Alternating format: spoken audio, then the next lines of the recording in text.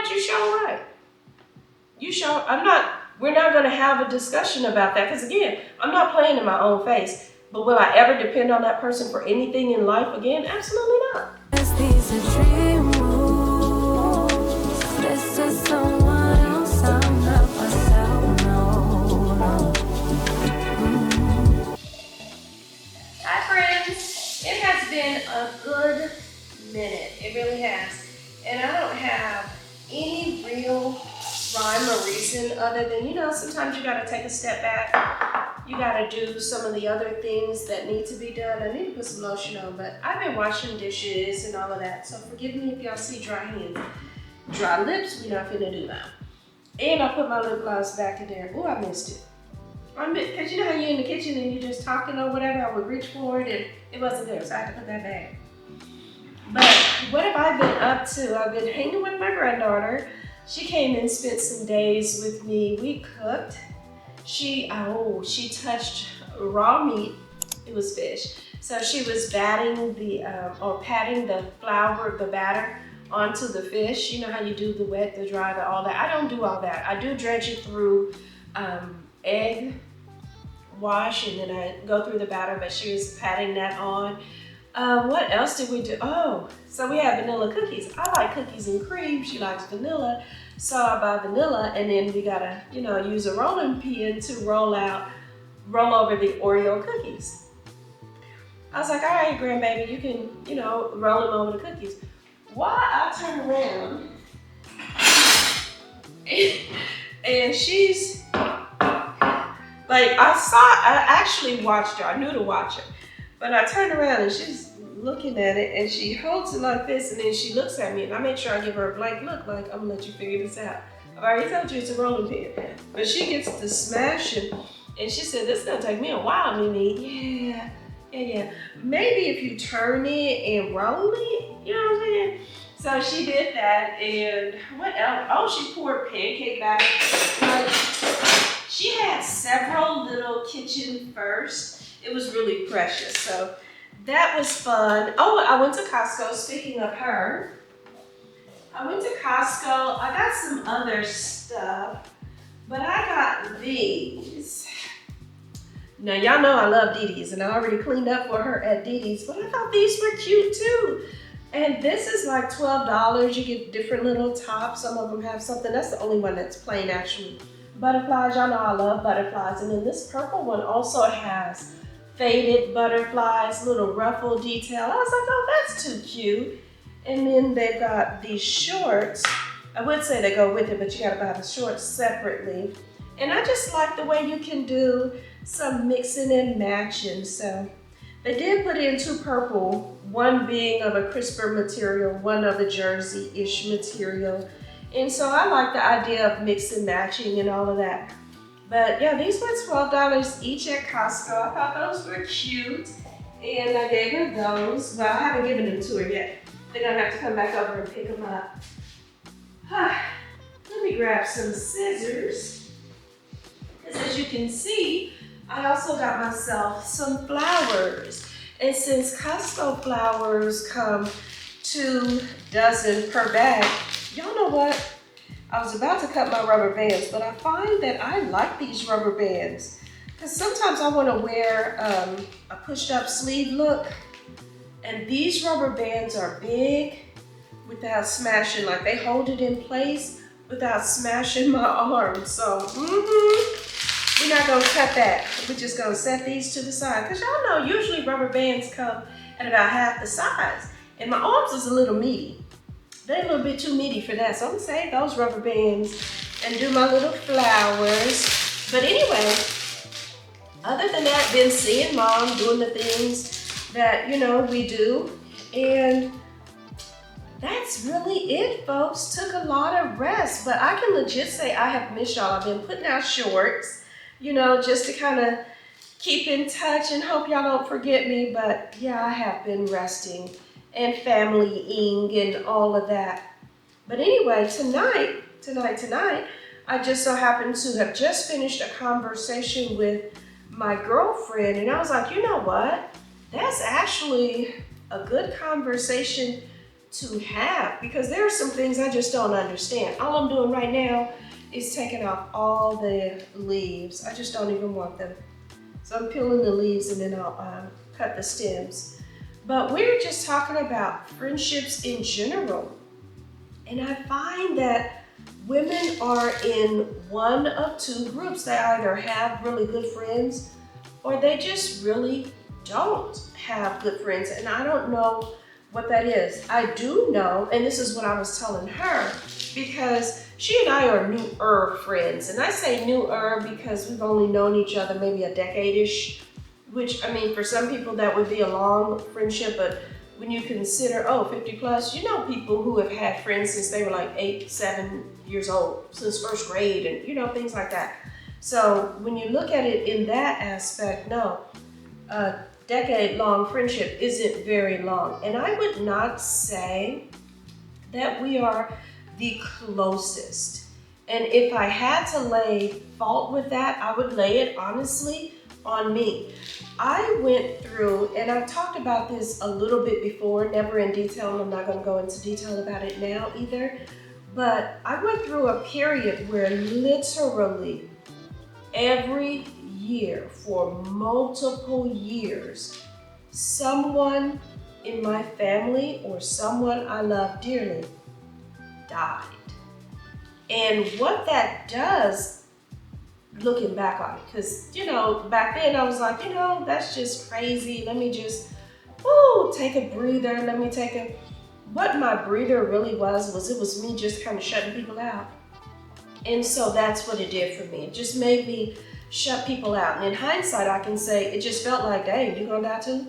Is it gonna be you next? Like, I had a very good friend, John, and John went to bed okay one night and did not wake up the next day. Like, no real solid, this is what happened. He had a whole heart attack. I mean, it was related to a heart issue, but we did not know. Like, there were no previous symptoms to that. So to me, he died out of the blue. And I, was actually angry with him for a little while for that.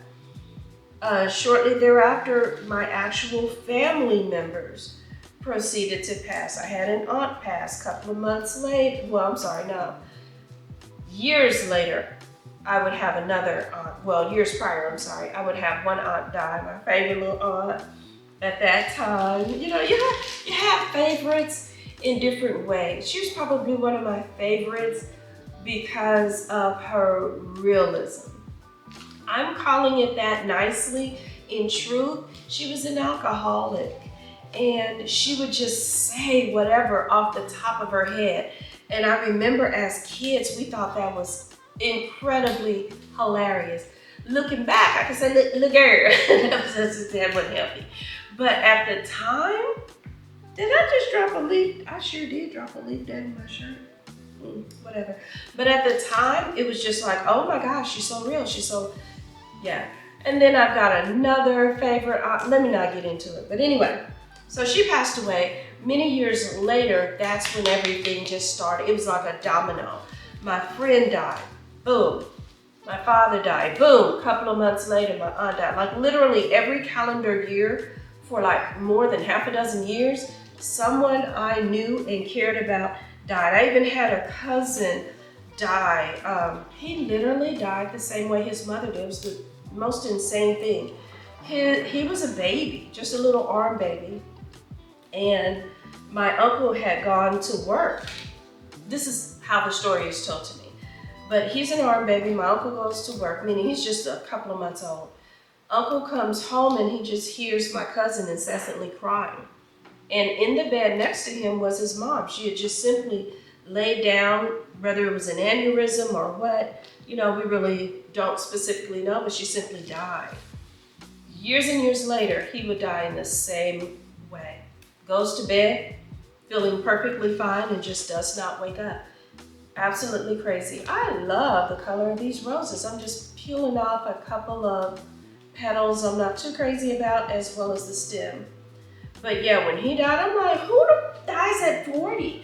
Like it just made me, I was gonna say makes you, but not necessarily you. It may make you appreciate other people more. I don't know. But for me, it made me close off a bit because you're just like, who's next? Like, what are we doing here? But anyway, how did I get on that? I was talking about my friend and friendships and things like that. But anyway, she and I were talking. Let me just get back on track to what I was talking about with that. And if I figure out what I meant, then I'll go back to it too. But she and I were talking. You know, I can't function with all this mess in front of me. Give me a sec.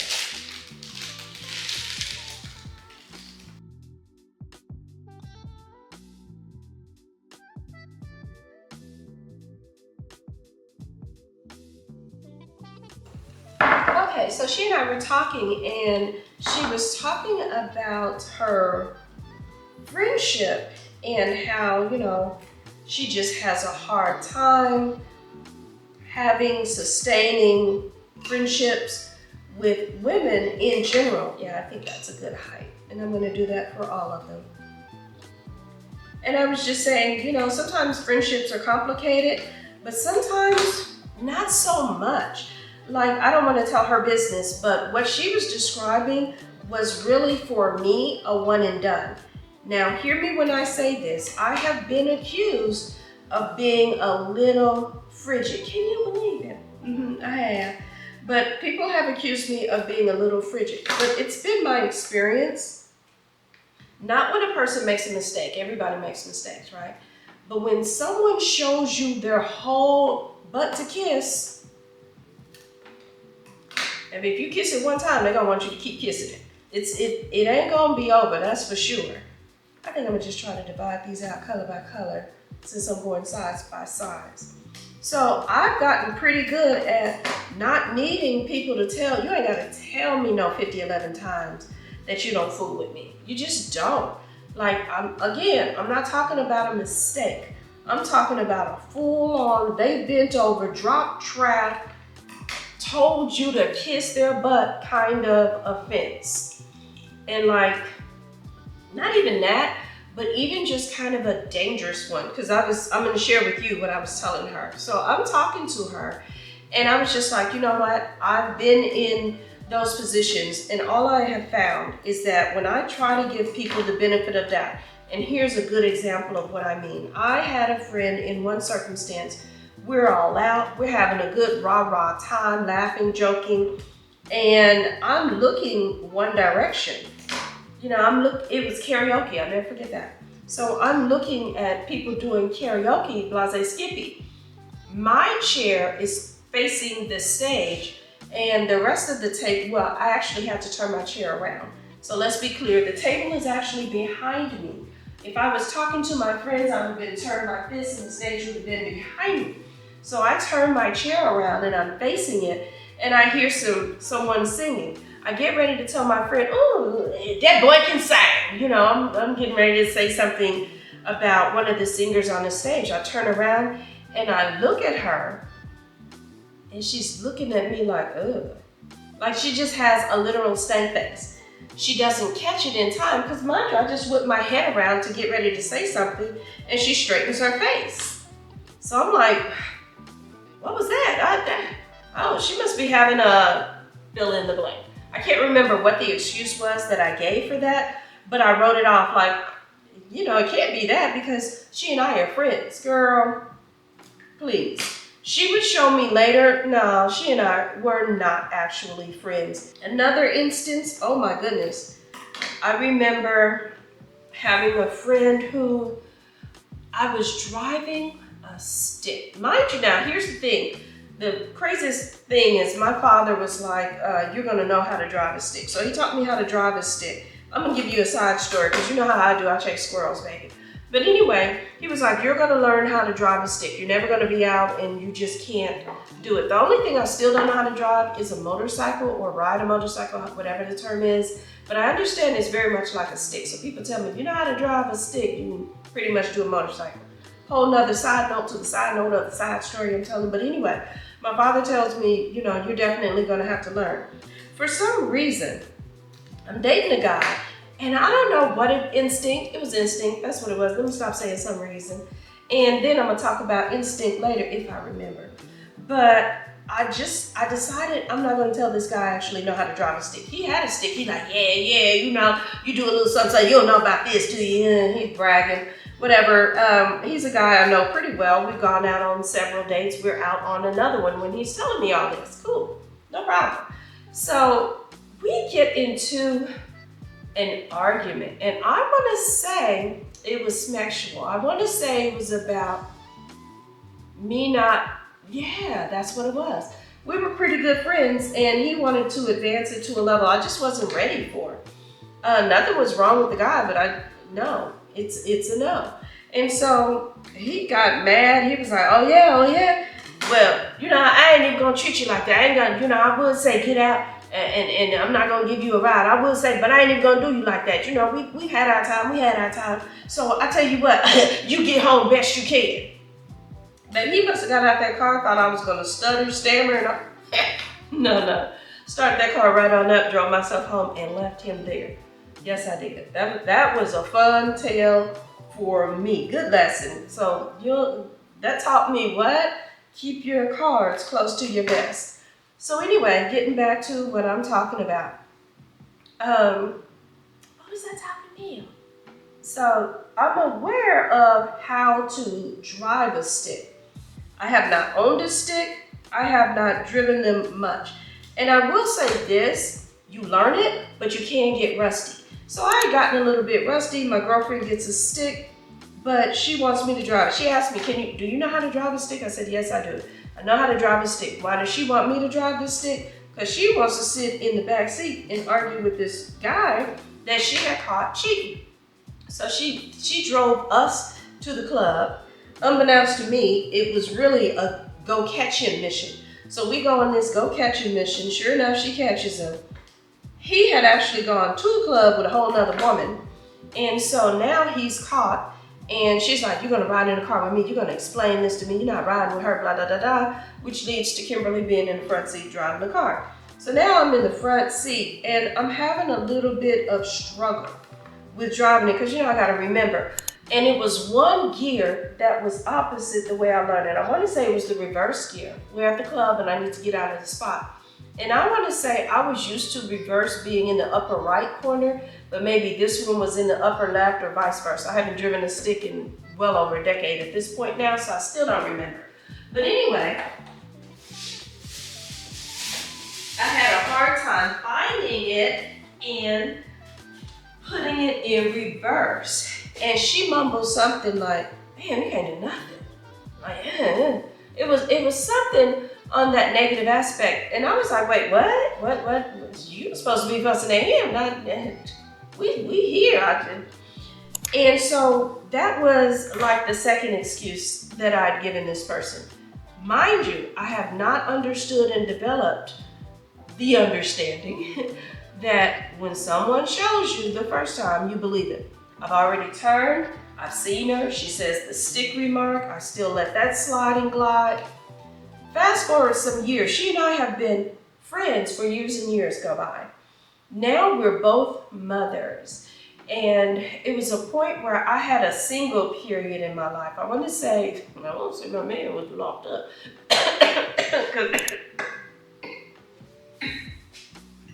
Excuse me. Got my little fancy lemonade here with my pickled pear in there. Prickled pear, excuse me. But I'm pretty sure that's what it was. I think, yeah. My man was locked up. We're just gonna tell it. And so I'm in my single phase and I'm like, you know what? I'm gonna go ahead and go on a date. Not only was he locked up, but during his lockup, I found out he had been cheating. So yeah, I'm mad single right now. Mad and single. And mad single. But anyway, I go on a date. At this period, she and I have been friends for years. Our daughters are the same age. Her daughter comes spend the night at my house. We're back and forth, all the things. My daughter goes over there to spend the night. And she, on that night, had a one-night stand. Like, she had met the man before. A phone exchange of phone numbers is what I'm saying. That night, he called her and was like, hey, can I come through? Mind you, she's got her daughter and my daughter there spending the night.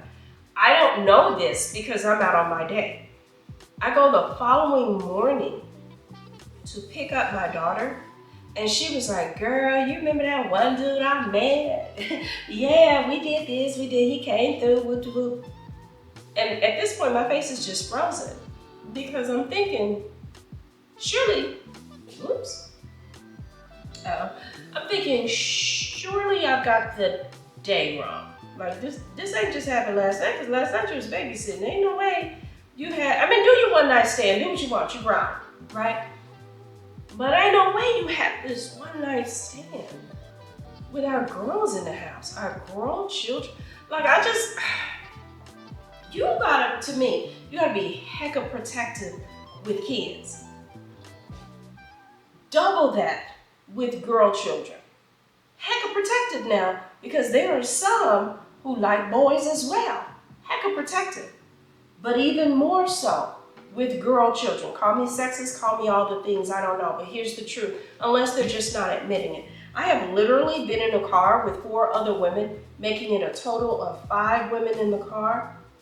Statistics say it's supposed to be like 1, maybe 2 have been, SA'd.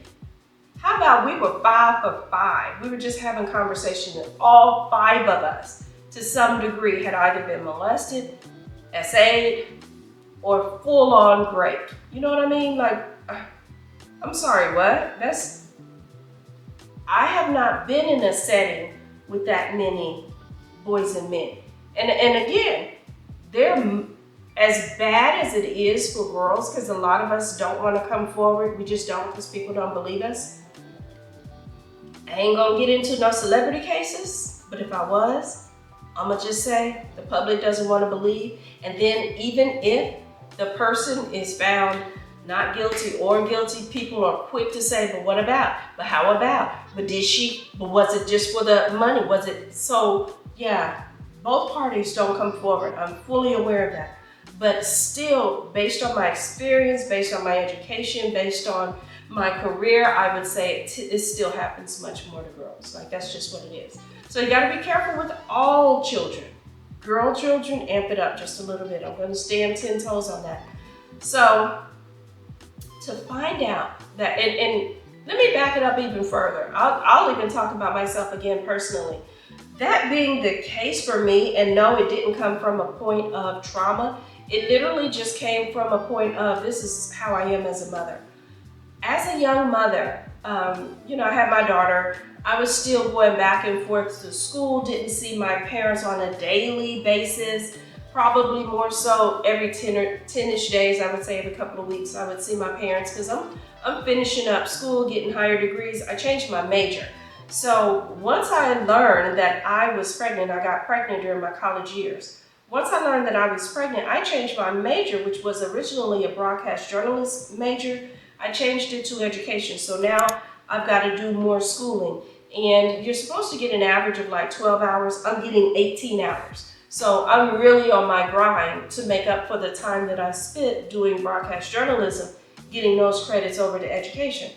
That being said, my father wasn't as familiar with my daughter as would have normally been the case if I was living in Kansas City. So he's visiting her, comes up to my college town, visits her, and she's afraid of him because he's got this big booming voice. Like, my father's voice was very deep. His laugh was very hearty, like it would just fill up a space.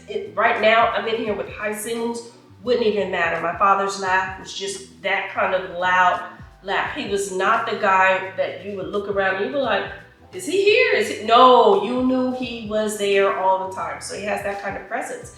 And it was startling to my daughter. And he was talking to me, he's like, girl, I'm your daddy. Hey, girl, come over here. Tell her come here. Because he would literally say, come here, and she was hesitant. As her mother, I didn't make her go. This is my father. I love him down. But I'm not going to teach her to go against her instinct, right? So if she doesn't want to go to him, I'm going to have to wait until she feels safe and secure enough to go to him. Happened that day. Happened the same day. But for me, it was just important that I not force that. Like, to me, the lesson of me making her go to someone would have been far more damaging than an hour or so of her not going to Papa. You know what I mean? Or not going to Papa. Like it doesn't compare. And I make no apologies. Daddy understood that years later when we talked about it some more. Like, as much as I want to say to cancer, I will say that knowing that my father was stage 4, knowing that he was, you know, in the process of transitioning, made us have more deliberate, candid, important conversations than would have ever been the case. It did. It was, I almost said it was a beautiful thing. The conversations were beautiful. The process itself, So anyway, that being said, I teach my daughter that, you know, you go by your instincts. And it's even more so important as girls. You know, they always talk about women's intuition and things like that. And I've talked about that before myself. I really feel like it's just not as safe for a girl child as it is for other children, boy children. My grandmother always called a girl child, so here I am. It ain't safe in the world for a girl child. But we teach them the things that keep them safer. You know, you have to have your head on a swivel. You have to be ever aware, ever vigilant, diligent, all the things that, you know, keep you safe. And so no, I'm not going to teach her to go against those intuitions and things like that. So now imagine the betrayal I felt having taught my daughter this regarding my own father. And this had to just let a rando come in for a one night, like, you, what? Baby, you could have called me. I would have picked my daughter up. Can I tell you, my daughter, my house, okay, right now my house is kind of quiet. I burn candles. Usually I might play a little soft music or something in the background, but I am not a person who runs the TV as background noise. My background noise is soft music, right?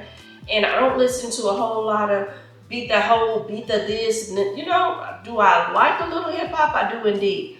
But you can't tell me, you can't convince me, and I'm watching the kids as they come up and go through school. You can't tell me that hearing that all the time with the rhythm that makes you sing and dance and bop doesn't have a long-term effect on you. I know it does. It just does. And I'm not saying I'm anti-rap music or all of that, but I have said it before. I would love to hear something else about how wet it gets. And all. I don't need to know that. I do not. I don't. No. Call me a snob. I don't care.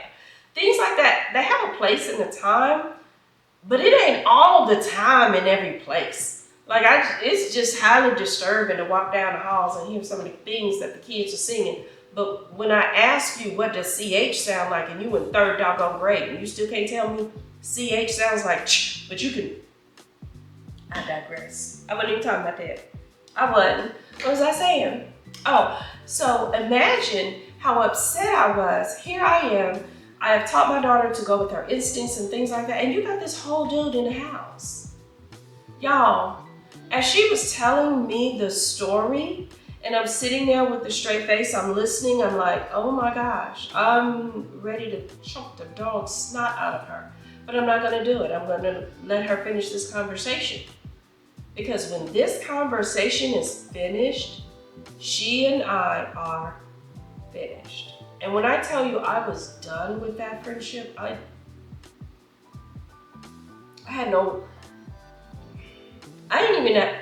couldn't even bother to explain it. Because if you don't understand the hazards and the dangers of that for your own child, me trying to talk about it for my kid ain't gonna do nothing for you. It's not. So no, I didn't bother to explain it. I know someone's probably gonna say I should have, but God dog, are you kidding? Like, you just don't do that. And you don't do that with someone else. So anyway, that was done. And y'all, I'm gonna be honest with you right now. The amount of anger, guilt, frustration, things like that I've had to deal with over the years, thinking about this scenario, thinking about what could have happened to my daughter as a result of me not paying attention the first time that she showed me her butt, the second time she showed me her butt. You know what I mean? Like, I'm not saying that she took in that one night stand to do something to my daughter. Remember, her own daughter was there, but I'm just saying, as a parent now, trying to maintain the friendship and all of this other mess when this person had long ago shown me who she was, that could have been very detrimental to my child. And I thank God nothing happened. And I'm not that person. That's what I say too, in terms of people dying back to back on me and me pulling back some. I'm not that person who offers a whole lot of explanation. When something's just universally wrong, I don't even feel comfortable talking about it. Like, I feel like you're not playing in my face. I'm playing in my own face, having a discussion about that which you and I both know was just universally wrong. Why am I going to discuss it with you? Why am I playing myself out like that? I'm not doing it. I will not participate in that kind of game. I had someone, she and I were supposed to meet up. We're going to talk about some things we're going to do. We're going to this, that, and no text, no call, and no real explanation other than, girl, I was tired. All morning, all afternoon, and into the, you know what, you show right. You show, we're not gonna have a discussion about that, because again, I'm not playing in my own face. But will I ever depend on that person for anything in life again? Absolutely not. Was I done with that friendship with that person absolutely? I absolutely was, because now you're a hazard. You can play with me, but don't play with mine. And I didn't even sugarcoat it with my daughter. Did I tell her the what's that had happened? Auntie so-and-so made a bad choice or what? No, I didn't tell her all that. All that I told her was, baby, not going over there anymore. And I was even open to her child still coming over to my house. That could still happen. But I made it clear. I was like, hey, so when you bring her over, you can just drop her off. You know, you ain't got to come all in and do all that. Because usually she would come in, we'd have a drink, and you ain't got to do all that. We good. No, I don't even think I was saying we good. At that time, it's cool. It's cool. Everything was cool. Whatever hey, how you doing? I'm cool. I'm cool. But you know what? Out of all the how you doings and are you availables and all, you know what she never asked me? She never asked me why. You dig what I'm saying? She knew. She knew why. So no, I don't play in my own face having those conversations. So getting back to what I was saying to my friend, she was like, oh, you know, you're kind of cold. You're kind of, and I reject that. When I'm done, oh baby, I'm D-U-N-N. But when I'm in, I'm all the way in. I'm one of the warmest, funniest, you know, coolest, whatever people that you can know. But when you tell me to kiss it, I'm gonna kiss it goodbye. I ain't kissing that, I'm gonna kiss it goodbye. And I'm done. Like, we cool? We can continue to even have, like, when she and I, now, okay, let me back that up. I ain't gonna much hold you. I couldn't even have a conversation with her. Because again, do me, don't do mine. But as far as people who, the no call, no text, no show, we cool. We can have a cordial conversation. But you're gonna know when you want me to do for you. You're gonna know when you want me to lean on you even. Why would I trust you? You can't even know. No, and I'm not gonna talk about it because I'm not gonna play in my own face. Like, call me wrong or whatever, but call me cold, I guess. I do not see it that way. I see it as playing. Why is you playing? I'm not gonna play with you. Not when I'm supposed to be the joke. We good. It's no biggie. But anyway, I just wanted to pop in and say that little bit. I don't know if I'm including that in the blog or if that's gonna be its own thing or what. Because like I said, I ain't talked to y'all in a minute. That was fresh on my mind. I don't know what it is. And let me not just leave it there because it's hard for me to just say a negative and then just drop it. Because I hate it when somebody say, I gotta get this off my chest. And put it where? Because what you're not gonna do is put it on my chest. We're not doing that. So I don't want to just drop it and leave it at that. I just want the lesson to be that when somebody plays in your face or when somebody tells you to kiss it, God didn't believe that the first time. Like that is, I have never seen that not be the case. I have seen people make mistakes. Let me give you an example of what a mistake could be. A mistake could be, girl, dang, I was running late. I didn't even realize 20 minutes has gone by. You know, my bad. I should have called. I should have texted when I was. A mistake would be somebody running late a whole hour. I'm going to give you that. I will give you a whole generous hour. But all morning, all afternoon, and into, no, baby, no. No, you played me. You played in my face. Or you had a one-night stand and my child was in the, I mean, I can't even imagine the things that could have gone wrong.